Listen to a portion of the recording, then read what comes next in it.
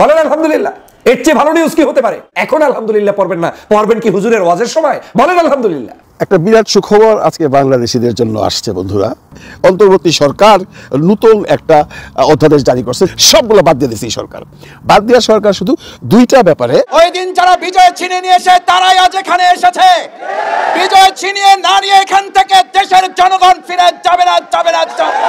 নিরীহ মানুষ হত্যা, ছাত্র নির্যাতন ও অসংখ্য মানুষের জীবন বিপন্ন করার দায়ে বাংলাদেশ আওয়ামী লীগকে নিষিদ্ধ ঘোষণা করেছে সরকার। বৈষম্য বিরোধী ছাত্র আন্দোলন সহ বিভিন্ন পর্যায় থেকে দাবি উঠছিল আওয়ামী লীগকে নিষিদ্ধ করতে হবে। এরই প্রেক্ষিতে কিন্তু আজকে সরকার আওয়ামী লীগকে নিষিদ্ধ করে একটি প্রজ্ঞাপন জারি করেছে। বেলা 11টায় বঙ্গভবনের দরবার হলে শপথ অনুষ্ঠানে নবনির্বাচিত রাষ্ট্রপতিকে শপথ বাক্য পাঠ করান। নতুন রাষ্ট্রপতির শপথ অনুষ্ঠানের এই আয়োজনে পদবি থেকে পদ থেকে সে নিজে ইস্তফা দিয়েছেন লিখিতভাবে। ভারতীয় সেনাবাহিনীর 50 জন সদস্য, কতজন? 50 জন সদস্য নিহত হয়েছে দাবি হচ্ছে পাকিস্তানের মুহুর্মুহু ক্ষেপণাস্ত্র হামলায় কেঁপে উঠল ভারত। ইতিমধ্যে জম্মু কাশ্মীর পুরো বিদ্যুৎবিহীন অবস্থায় আছে, ব্ল্যাকআউট করা হয়েছে। ঘটনা ঘটতে শুরু করেছে। বাংলাদেশের পুলিশ প্রস্তুত, বিজিবি প্রস্তুত, সরকার প্রস্তুত, জনগণ প্রস্তুত। আমাদের একজন ডক্টর ইউনূস আছেন। একটার পর একটা ভারতীয় সেনা ক্যাম্প পুড়িয়ে দিচ্ছে পাকিস্তান। ড্রোন ঢুকে পড়েছে, শত শত ড্রোন ঢুকে পড়েছে ভারতের ভেতরে। টার্গেট ভারতের মিলিটারি স্টেশনগুলো। কোন সিভিলিয়ানকে টার্গেট করছে না পাকিস্তান, শুধু মিলিটারিদের যে স্টেশনগুলো। তারা 50 জন, কমপক্ষে 50 জন ভারতীয় সৈন্যকে হত্যা করেছেন আপনার on a line of control. 50 জন। আব্দুল হামিদ তো প্রশাসনের সহযোগিতায় গিয়েছে, আব্দুল হামিদ তো বঙ্গভবনের কলে গিয়েছে, আব্দুল হামিদ তো আপনাদের উপদেষ্টাদের ফোনে গিয়েছে, আব্দুল হামিদ তো আপনাদের সিদ্ধান্তের মাধ্যমে গিয়েছে। আপনি আবার বাংলাদেশে তদন্ত করে কার বিচার করবেন? জনগণের সাথে এই সকল প্রতারণা, এই সকল রহস্যময় কথাবার্তা বলার দরকার কি আছে?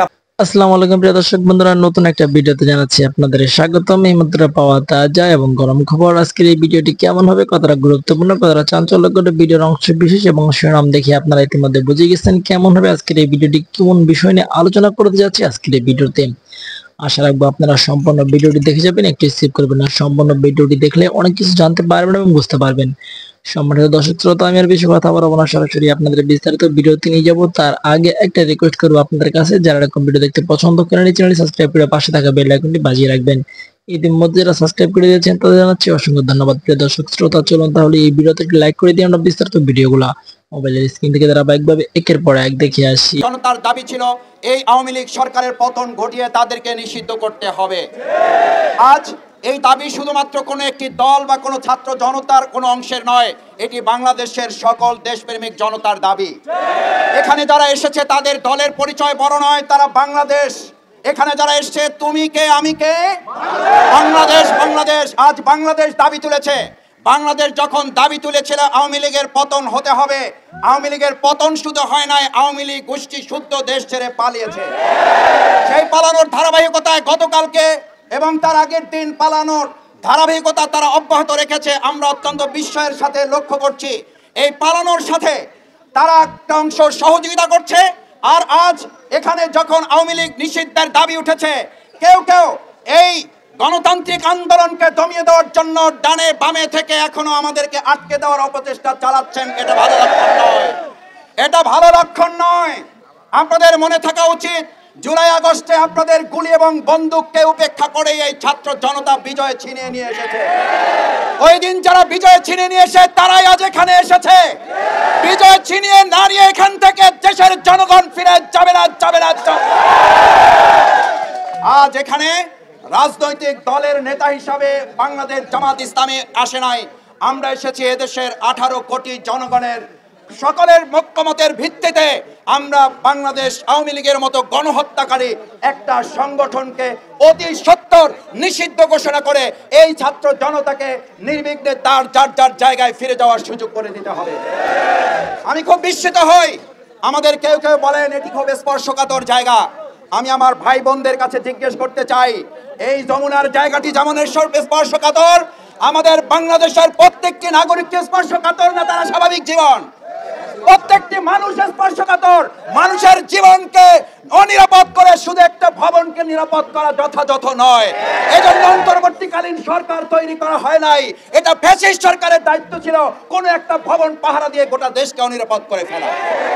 আজ আমরা পরিষ্কার একটা কথা বলতে চাই, এটা জনগণের দাবি।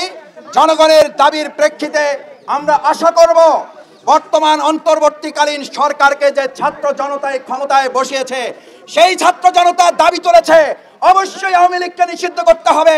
আমরা আজকে দুপুর পার করতে চাই না, তার আগে সকল রাজনৈতিক দলমত নির্বিশেষে ডেকে অবিলম্বে আওয়ামী লীগকে নিষিদ্ধ ঘোষণা করতে হবে।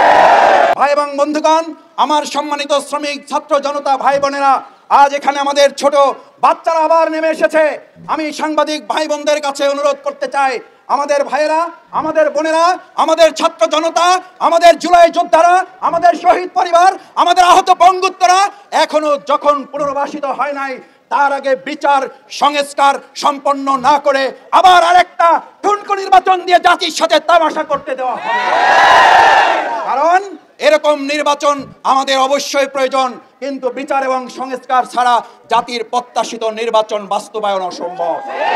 সেই জন্য আমরা দাবি জানাতে চাই, অবশ্যই দ্রুত সময়ের মধ্যে ছাত্র জনতার এই দাবিকে সামনে রেখে আওয়ামী লীগকে নিষিদ্ধ করে বাংলাদেশের জনগণের দাবি বাস্তবায়ন করবেন। মাঝখানে যুবলীগ, স্বেচ্ছাসেবক লীগ আর এই সমস্ত ডালপালা কাটার ষড়যন্ত্র করে আমাদের এই ছাত্র জনতাকে আর ঘরে ফিরিয়ে দিতে পারবেন না।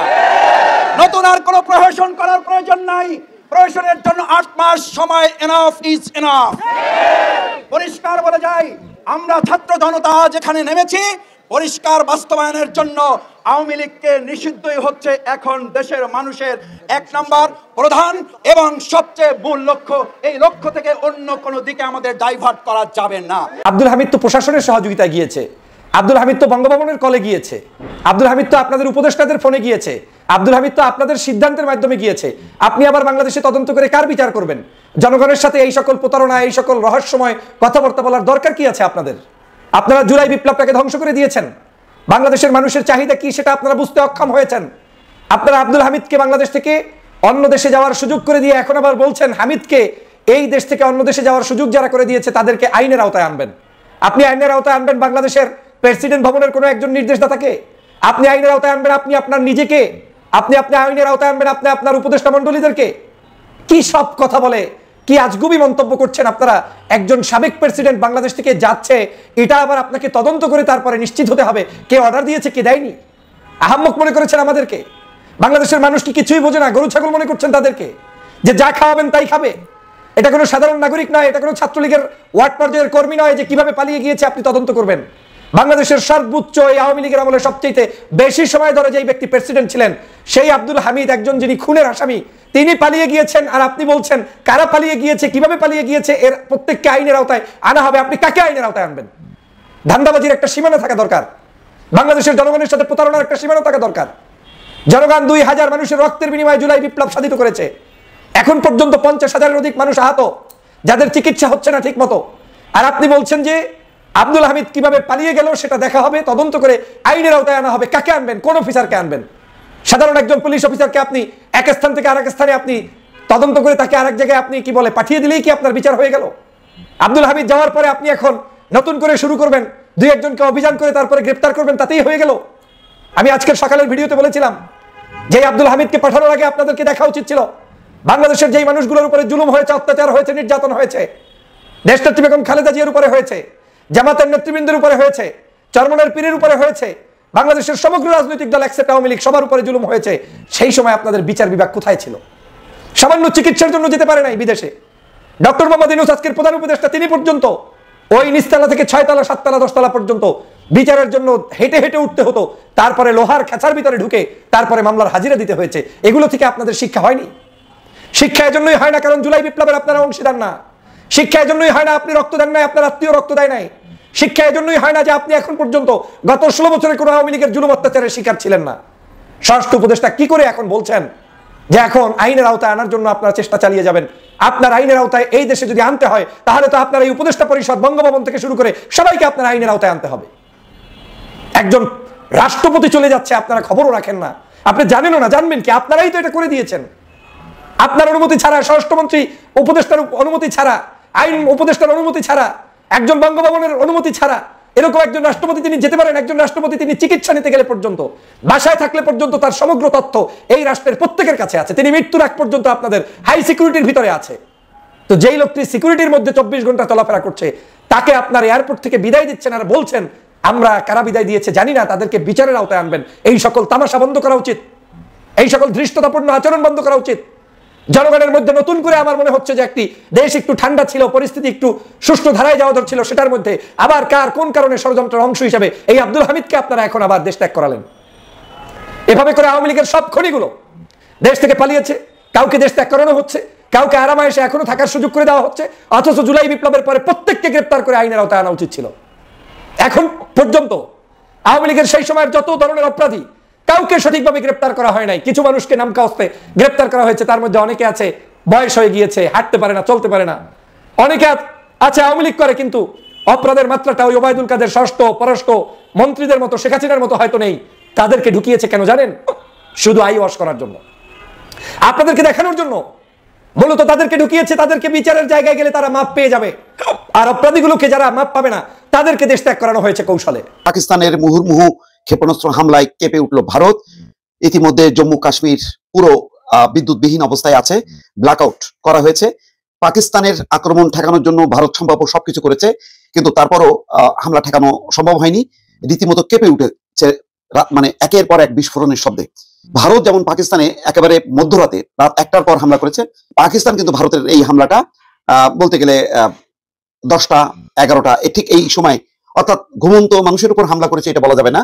এখানে ভারত বলছে যে জম্মুর প্রায় 15টা শহরে হামলা করেছে একযোগে, এবং সাইরেন বেজে উঠেছে। আন্তর্জাতিক সীমান্ত অতিক্রম করে একাধিক রকেট উড়ে এসেছে ভারতের সীমানায়। ভারতের আকাশ প্রতিরক্ষা ব্যবস্থাকে পাকিস্তানের হামলা প্রতিহত করতে সক্রিয় করা হয়েছে, তবে কতখানি সক্রিয় করা হয়েছে, কতখানি প্রতিহত করা হয়েছে পরিষ্কার না। কিন্তু মুহুর্মুহু ক্ষেপণাস্ত্র হামলায় পুরো বলতে গেলে জম্মু কাশ্মীর ওই অঞ্চল কেঁপে উঠেছে। পাকিস্তান বলেছে তারা কাশ্মীরে কোনো হামলা করেনি, তারা জম্মুকে নিশানা করেছে এবং অন্যান্য শহর। ভারতীয় সংবাদ সংস্থা আনন্দবাজার বলেছে বৃহস্পতিবার রাতে পাকিস্তানের মোট 8টি ক্ষেপণাস্ত্র ভারত ধ্বংস করেছে। পাকিস্তানের হামলা নিশানায় ছিল মূলত জম্মু কাশ্মীরের বিমানবন্দর, সাম্বা, আরএসপুরা, আরিনা সংলগ্ন এলাকা। ইতিমধ্যে যেটা জম্মুর বিমানবন্দরের কাছে বড় ধরনের বিস্ফোরণের খবর পাওয়া গেছে। খবরে বলা হচ্ছে আকাশ প্রতিরক্ষা ব্যবস্থা S-400 দিয়ে এই ক্ষেপণাস্ত্রগুলো আটকানো হয়েছে। পাশাপাশি জম্মু বিশ্ববিদ্যালয়ের সামনে থেকে 2টি পাকিস্তানি ড্রোনগুলো ভূপাতিত করা হয়েছে, অর্থাৎ একযোগে ড্রোন এবং ক্ষেপণাস্ত্র হামলা চালানো হয়েছে। শহরের নানা প্রান্ত থেকে বিস্ফোরণের শব্দ শোনা যাচ্ছে। শুধু জম্মু নয়, সীমান্ত সংলগ্ন পাঞ্জাবের বিভিন্ন অংশ ব্ল্যাকআউট অর্থাৎ আলো নিভিয়ে দেওয়া হয়েছে। পাঞ্জাব হুশিয়ারপুরের ডেপুটি কমিশনার বলেছেন যে ভারতীয় বিমান বাহিনীর নির্দেশে শহরে ব্ল্যাকআউট করা হয়েছে। তার মানে পাঞ্জাব, জম্মু কাশ্মীর বিদ্যুৎবিহীন অবস্থার মধ্যে আছে। রীতিমতো আতঙ্ক এবং ত্রাস নেমে এসছে ভারতের ওই অংশে। প্রশাসন বলছে পরবর্তী নির্দেশ না দেওয়া পর্যন্ত এই ব্ল্যাকআউট চলবে। পাকিস্তানের ভয়ে অমৃতসরও ব্ল্যাকআউট করে রেখেছে। তার মানে অনেকগুলো শহর ব্ল্যাকআউট করে রেখেছে। তারা বুঝতে পারছে না যে পাকিস্তানের ক্ষেপণাস্ত্র এবং ড্রোন হামলা যেগুলি চলছে সেগুলি ঠিক কোন কোন প্রান্তে তারা হামলা চালাবে। এর আগে ভারত অভিযোগ করেছিল যে পাকিস্তান তাদের সামরিক স্থাপনাগুলো নিশানা করেছে। তার ক্ষেত্রে তারা আবার ব্যাখ্যা দিয়েছে যে পাকিস্তানের হামলার ক্ষেত্রে তারা সন্ত্রাসী আস্তানাগুলো ব্যবহার করেছে, কিন্তু দেখা গেছে যে 6টি যে লক্ষ্যবস্তুতে হামলা করেছে তার মধ্যে 4টি হচ্ছে মসজিদ। সুতরাং এবং সাধারণ মানুষই মারা গেছে প্রায় 30-32 জন। এবং এখন তাদের অভিযোগ হলো যে তারা সামরিক স্থাপনা লক্ষ্য করে আক্রমণ করেনি, কিন্তু পাকিস্তান তাদের সামরিক স্থাপনাগুলো লক্ষ্য করে আক্রমণ করেছে। ইতিমধ্যে প্রথম দিনই যে পাল্টা জবাব দিয়েছে মঙ্গলবার মধ্যরাতে, সেখানে একটি ব্রিগেড নিঃশেষ করেছে, অনেকগুলো চৌকি ধ্বংস হয়েছে, একজন ভারতীয় সৈন্য সহ মোট 15 জন নিহত হয়েছে। এবং আজকে যে ঘটনাটি ঘটেছে 25টি ড্রোন, ভারতীয় ড্রোন লাহোর সহ বিভিন্ন সামরিক স্থাপনায় যে ড্রোন দিয়ে হামলার চেষ্টা করেছে সেগুলি ধ্বংস করেছে। মোট কথা মঙ্গলবার মধ্যরাত এবং বুধবার তারা ড্রোন এবং ক্ষেপণাস্ত্র দিয়ে হামলা করেছে ভারত। তার জবাব দিতে শুরু করেছে এবং হয়তো আগামীকালকে পুরোপুরি পরিষ্কার হবে যে এই হামলার মানে বিস্তৃতি কতটুকু ছিল এবং ক্ষয়ক্ষতি কি হয়েছে। দর্শক, ভারতীয় সেনাবাহিনীর 50 জন সদস্য, কতজন? 50 জন সদস্য নিহত হয়েছে দাবি হচ্ছে পাকিস্তানের। যে নিউজটা আমরা গতকালকে বা আজকে সকাল পর্যন্ত জেনেছি যে পাকিস্তানি সেনাদের বিভিন্ন গুলিতে আপনার কামান নিক্ষেপ সহ বিভিন্ন ধরনের আর্টিলারি হামলায় 15 জন নিহতের খবর পেলাম। আর একটু আগেই আল জাজিরা একটা প্রতিবেদন প্রকাশ করেছে। আর আল জাজিরার এই প্রতিবেদন প্রকাশের পর বুঝতে পারছেন ভারতের জনগণ কি পরিমাণ ক্ষিপ্ত হয়েছে ভারতের সরকারের উপর। দর্শক, প্রতিবেদনটিতে বলা হয়েছে পাকিস্তানের তথ্যমন্ত্রী আতাউল্লাহ তারা তিনি বলছেন ভারত শাসিত এবং পাকিস্তান শাসিত কাশ্মীরকে বিভক্তকারীর নিয়ন্ত্রণ রেখায় গোলাগুলির সময় পাকিস্তানের সশস্ত্র বাহিনীর হাতে 40 থেকে 50 জন ভারতীয় সেনা নিহত হয়েছে। আপনাদের খেয়াল থাকার কথা যে গতকালকে এই ঘটনার পরপরই দুই দেশের সীমান্তে বেশ কয়েক ধাপে কয়েকটি পয়েন্টে গোলাগুলি হয়েছে। যদিও ভারত দাবি করছিল তাদের সামরিক কোনো ক্ষয়ক্ষতি হয়নি, কিন্তু পাকিস্তান বলছিল যে আস্তে ধীরে তথ্য প্রকাশ করা হবে। আর যখন আপনার আল জাজিরা আপনার এই বক্তব্য দিয়েছে বা প্রতিবেদন এনেছে, ভারত জুড়ে তোলপাড়। দেশটির পার্লামেন্টে আইন প্রণেতাদের উদ্দেশ্যে দেওয়া ভাষণে পাকিস্তানের এই মন্ত্রী এ দাবি করেন। এছাড়াও পাকিস্তান দাবি করছে ভারতের পাঠানো 25টি ইসরায়েলি হার্প ড্রোন ভূপাতিত করেছে পাকিস্তানের সশস্ত্র বাহিনী। দেশটির আইএসপিআর বলছে পাকিস্তানের সশস্ত্র বাহিনী তাদের সফট কিল এবং হার্ড কিল, সফট কিল হচ্ছে প্রযুক্তি, হার্ড কিল হচ্ছে সরাসরি অস্ত্র ব্যবহার করে দক্ষতা সম্পূর্ণরূপে তারা ব্যবহার করে ভারত কর্তৃক পাঠানো 25টি ইসরায়েলের তৈরি হার্প ড্রোন তারা গুলি করে ভূপাতিত করেছে। আর এছাড়া আপনার কি বলা হচ্ছে, রাফাল যুদ্ধ বিমানগুলো ধ্বংসের পর ফ্রান্সের যুদ্ধ বিমানের যে ব্যবসা, সেটার মধ্যে একটা বড় ধরনের ধাক্কা খাচ্ছে আমরা দেখতে পাচ্ছি। এছাড়া এ পর্যন্ত আর সর্বশেষ আপডেট হচ্ছে এই যুদ্ধ আর চলমান হবে না কি হবে না। আজকে আমরা দেখছি আপনার অস্ট্রাম না কোন একটা এলাকার মধ্যে ভারত ব্ল্যাক আউট যে মহড়া, মানে পাকিস্তানের হামলার ঠিক আগের রাতে যে ব্ল্যাক আউট মহড়া করেছিল, এরপরে এই ব্ল্যাক আউট মহড়া দ্বিতীয়বার দেখলাম এবং ছোট আকারে নাকি একটা অভিযানও পরিচালনা করেছে। যদিও এটা নিয়ে গণমাধ্যমে ওই পরিমাণ তথ্যপাত্য বা ক্ষয়ক্ষতির কোনো কিছু আসে নাই। বলা হয়েছে যে আর্টিলারি অথবা ড্রোন হামলাটা খালি একটা স্থানে গিয়ে পড়ছে, এখানে ক্ষয়ক্ষতির কোনো আপডেট নাই। তবে এই মুহূর্তে কূটনৈতিকভাবে আমরা দেখছি যে আপনার পাকিস্তানের বক্তব্য ভারতের বক্তব্যে কিছুটা পার্থক্য আছে। ভারত বলছে তারা সম্ভবত আর দ্বিতীয় ধাপে বড় কোনো হামলা চালাবে না যদি পাকিস্তান পাল্টা কোনো আপনার হামলা না করে। আর পাকিস্তানের ভূমিকা কি, আজকে আমরা দেখেছি যে সশস্ত্র বাহিনীকে নির্দেশনা দেওয়া হয়েছে, পূর্ণ স্বাধীনতা দেওয়া হয়েছে। এখন পাকিস্তানের সশস্ত্র বাহিনী কখন কিভাবে রিয়েক্ট করে তারপর হয়তো বলা যাবে। একটা শুয়োরের শুয়োর বলা যদি গালি হয়, একটা বেশ্যাকে বেশ্যা বলা যদি গালি হয়, কালো রঙকে কালো বলা যদি গালি হয়, দেন এই গালি আমি সারাদিন দেব। গোরখদক আব্বাসরা জিজ্ঞাসা করেন, হ্যাঁ হারামজাদা গোরখদক আব্বাস, তোর বাপ কবর খুঁজছে, তোর বাপ দপ্তরে আসিল, তোর বাপ পুরি বেচছে, তুই হারামজাদা কেমন অর্ধেক শাহজাহানপুরের মালিক হস? জিজ্ঞাসা করছেন আপনারা? কেউ করেন না।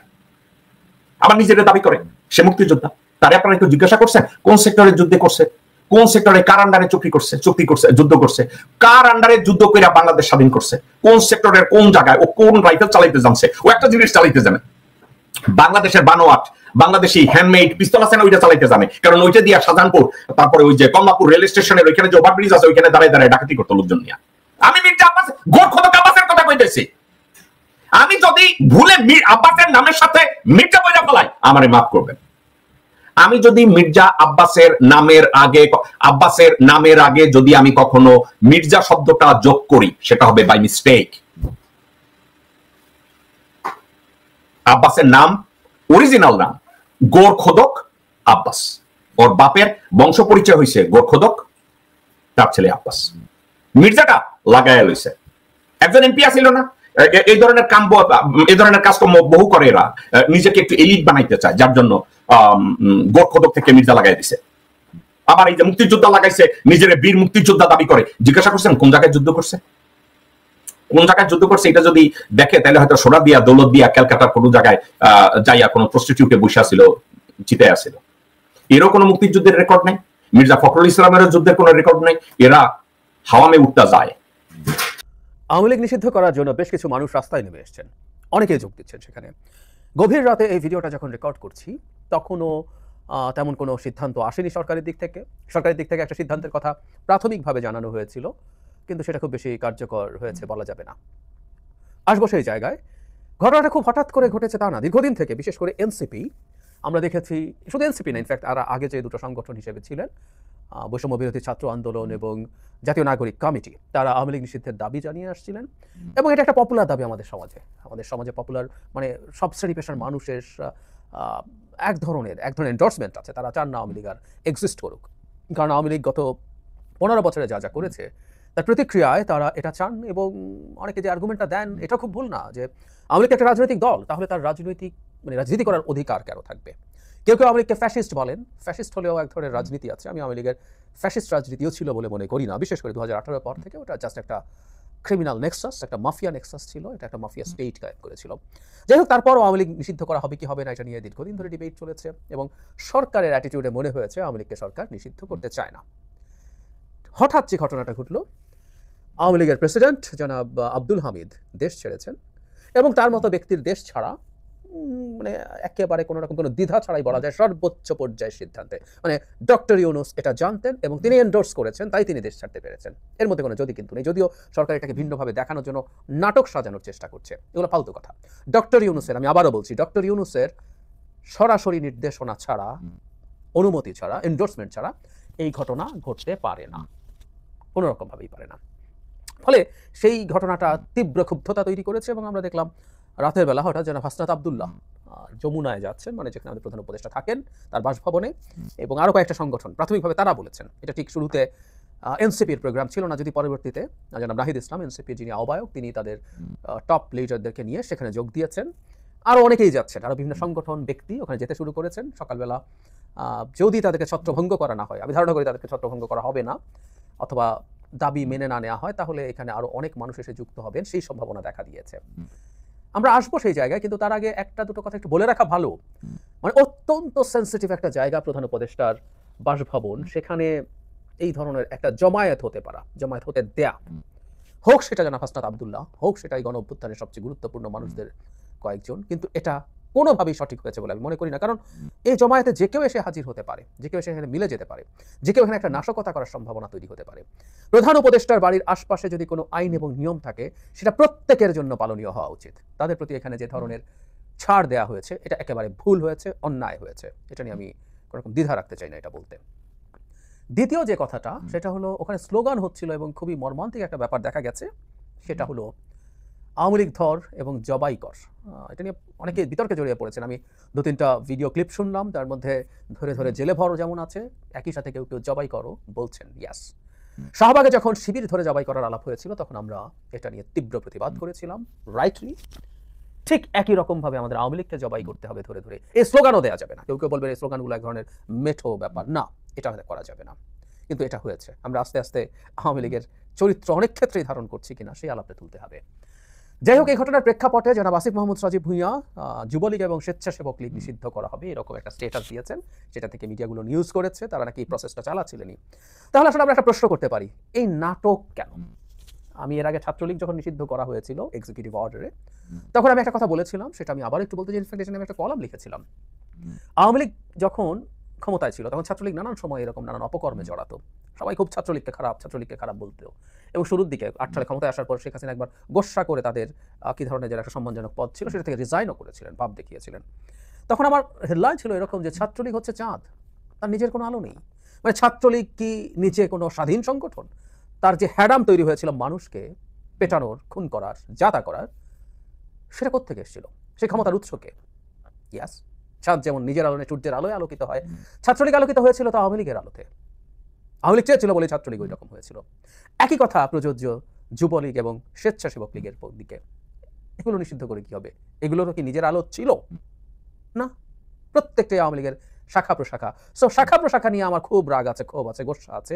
ওগুলো সন্ত্রাসী সংগঠন হয়ে গেছে বলে সন্ত্রাস দমন আইনে নিষেধ করতে পারি, তো তাহলে তো আওয়ামী লীগও নিষেধ করে দেওয়া উচিত। মাদার অর্গানাইজেশন, যেটা মূল ক্রিমিনাল, মূল কালপ্রিট, তাকে কেন নিষেধ করা হবে না? আমি সরকারের দিকের যুক্তি দিয়ে বলতে চাই।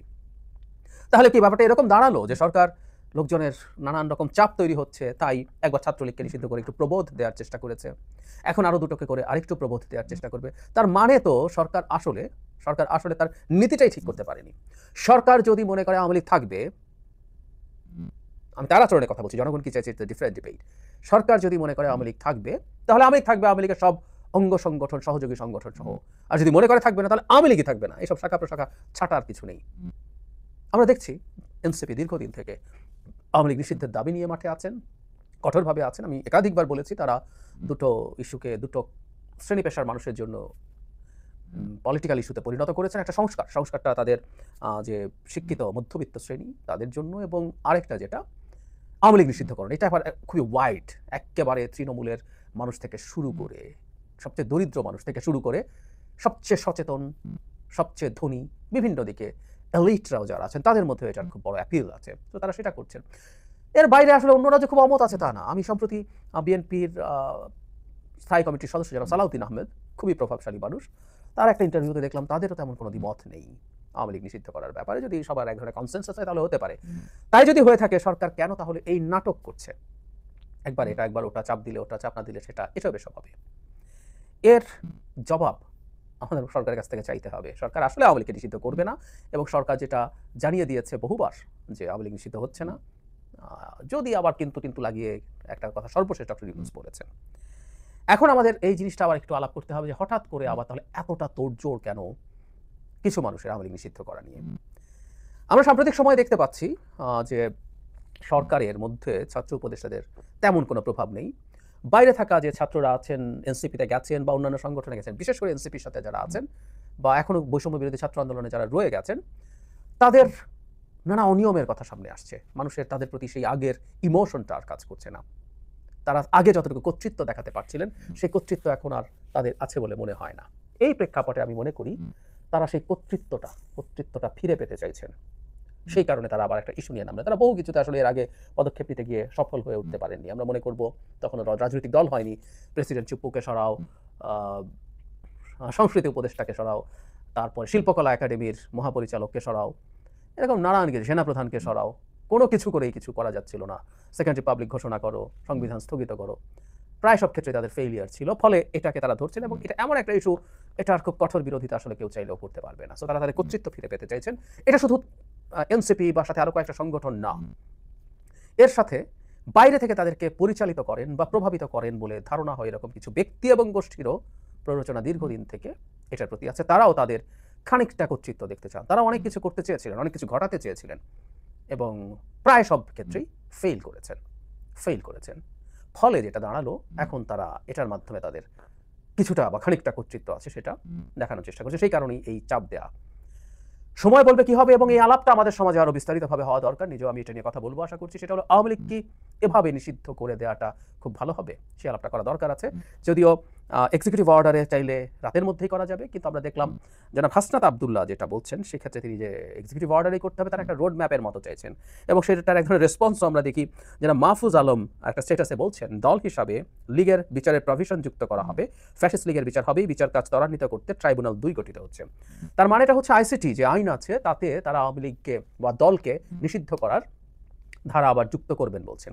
এখানে একটা জিনিস একটু যুক্ত করে রাখি, সেটা হলো আওয়ামী লীগের বিচার করা যাবে, এবং সেটা শাস্তি সহ যে প্রাথমিক সংশোধনী হয়েছিল ডক্টর আসিফ নজরুলের নেতৃত্বে আইন মন্ত্রণালয়ে, সেটার যে প্রাথমিকভাবে ব্রিফিং হয়েছিল মানুষের সামনে এবং কি কি করছেন সেটা জানানো হয়েছিল। I was invited to that discussion, এবং ওখানে আমি নিজে দেখে এসেছি যে সংগঠনের বিচার করা যাবে, এটা আওয়ামী লীগে ঢুকিয়েছিল, এবং 10 বছরের শাস্তি তাকে নিষিদ্ধ করা যাবে 10 বছরের জন্য, সেটা যুক্ত করা হয়েছিল। আমার নিজেরও এই ব্যাপারে কিছু অপিনিয়ন ছিল, কিন্তু ডক্টর আসিফ নজরুল এটাই প্রপোজ করেছিলেন। কিন্তু উপদেষ্টা কমিটিতে যখন এটা উঠলো, উপদেষ্টারা মিলে উপদেষ্টা পরিষদে আওয়ামী লীগকে নিষিদ্ধ বা সংগঠনকে বিচার করার এই যে ধারাটা আছে, এটা বাতিল করা হলো। আসিফ নজরুল চেয়েছিলেন, আমি নিজে was the witness of this. তার মানে উপদেষ্টা পরিষদের অন্য কেউ বা অনেকেই এর বিরুদ্ধে কঠোরভাবে দাঁড়িয়েছিলেন। আজকে তারা এত কথা বলছেন, এই উপদেষ্টা পরিষদ, তাদেরকে জবাব দিতে হবে আসলে কেন এই ধারাটা তারা ওখান থেকে তুলেছেন। কেউ কেউ এটাও বলে এই ধারা থাকা জামায়াতে ইসলামীকে বিচার করার একটা পথ তৈরি করে। 53 বছর হোক আর যাই হোক, 53 না 100 বছর হলেও ফৌজদারি অপরাধ তামাদি হয় না। সেই বিচার সংগঠন হিসাবে মানবতা বিরোধী অপরাধের জন্য বিচার জামায়াতকে করা যেতে পারে বলা হয়, এটা একটা বড় কারণ ছিল এটাকে তুলে দেওয়ার জন্য। যদিও আমরা এরপরও বলেছি বিচারিক প্রক্রিয়ায় এর বাইরেও আওয়ামী লীগকে বিচার করার স্কোপ আছে। পলিটিক্যাল পার্টি অর্ডিন্যান্স 1978 যেটা আছে, সেটার অধীনে আর্টিকেল 3-4 যেসব অপরাধের কথা বলা হয়, আমি অনেকবার জানিয়েছি, দেখিয়েছি, এগুলো প্রত্যেকটা আওয়ামী লীগ করেছে। এবং আর্টিকেল 6 অনুযায়ী যদি সেটা মনে করে সরকার যেগুলো করেছে, সরকার হাইকোর্টে যেতে পারে, এবং হাইকোর্ট যদি মনে করেন এই অপরাধগুলো সংঘটিত হয়েছে, এই নিয়মগুলো তারা ভেঙেছে, তাহলে আওয়ামী লীগকে নিষিদ্ধ করার আলাপে সিদ্ধান্ত তারা দিতেও পারেন। তবে আইসিসিতে হলে আওয়ামী লীগ মানবতা বিরোধী অপরাধের দায়ে তাদেরকে অভিযুক্ত করা যাবে এবং নিষিদ্ধ করা যাবে। আওয়ামী লীগ মানবতা বিরোধী অপরাধ করেছে বলে আমরা মনে করি, দীর্ঘ সময় ধরে করেছে, আর জুলাই অগাস্টে তো করেছি। যাই হোক, আওয়ামী লীগের ব্যাপারে সরকার কি করবে দেখা যাক। আমরা সরকারের যে অবস্থান আমরা সোফার দেখছিলাম, তাতে মনে হয় না সরকার আওয়ামী লীগকে নিষিদ্ধ করতে যাচ্ছে। কারণ আমি বলেছি, এটা শুধুমাত্র সরকারের সিদ্ধান্ত না, এটার সাথে আন্তর্জাতিক রাজনীতি, ভূ রাজনীতি জড়িত হয়ে পড়েছে। সেই কারণে এই কাজটা এত সহজ হবে না। কিন্তু স্টুডেন্টরা চাপ দিচ্ছে, সেটার ফলে শেষ পর্যন্ত কি দাঁড়ায় আমরা দেখতে অপেক্ষা করবো। আর ওই যে বলেছি, এর মধ্যে যদি নিষিদ্ধ হয়ে যায় বা নাই যায়, হোয়াট এভার ইট ইজ, সোসাইটিতে একটা উন্মুক্ত ডিবেট আসলে হওয়া দরকার যে আওয়ামী লীগকে নিষিদ্ধ করে, এইভাবে নিষিদ্ধ করে আমরা কি অর্জন করব। না করে এভাবে কাগজে কলমে নিষিদ্ধ না করে, সেটা এক্সিকিউটিভ অর্ডারে হোক, সেটা বিচারিক প্রক্রিয়া হোক, না করে আমাদের অন্য কি অপশন আছে যেটা সাহায্যে, সেটা একটু দীর্ঘমেয়াদী, একটু পরিশ্রম সাধ্য হলেও। প্রিয় দেশবাসী, শুরু থেকে শেষ পর্যন্ত যারা এই ভিডিওটি দেখেছেন সকলকে জানাই অসংখ্য অসংখ্য ধন্যবাদ। যারা এরকম নিউজ ভিডিও পেতে পছন্দ করেন তারা অবশ্যই এই চ্যানেলটি সাবস্ক্রাইব করে পাশে থাকা বেল আইকনটি বাজিয়ে দিবেন। যারা এখন এই ভিডিওটি শেয়ার করেননি, এই ভিডিওটি দ্রুত শেয়ার করে সকলকে দেখার সুযোগ করে দিন। আজকের মতন এই পর্যন্ত, দেখা হচ্ছে পরবর্তী কোনো ভিডিও নিয়ে ইনশাল্লাহ।